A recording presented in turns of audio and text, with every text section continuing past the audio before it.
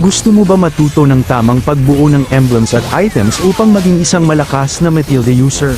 Para sa wastong emblems, gamitin mo ang support para sa dagdag na healing effect, cooldown reduction at movement speed, vitality para sa extra 225 max HP, wilderness blessing para sa additional movement speed sa jungle at river area, at focusing mark naman para mas mapalakas ang damage ng iyong mga kasama kung ikaw ay magdedeal ng damage sa mga kalaban. Huwag mo kakalimutan na priority ang Flask of the Oasis dahil nagbibigay ang passive nito ng shield oras na bumaba ang inyong HP sa 35% at mababawasan ng bahagya ang cooldown ng iyong mga skills, ngunit may 60 seconds cooldown ito sa bawat isa sa inyo. Samahan mo ng mga items na ito upang mabalance ang gameplay mo. Karamihan sa mga viewers ko ay di pa naka-follow sa page ko. Sana ay may time ka para pindutin ang follow button para lagi kang updated sa mga tutorial videos na tiyak makaka-improve ng gameplay mo.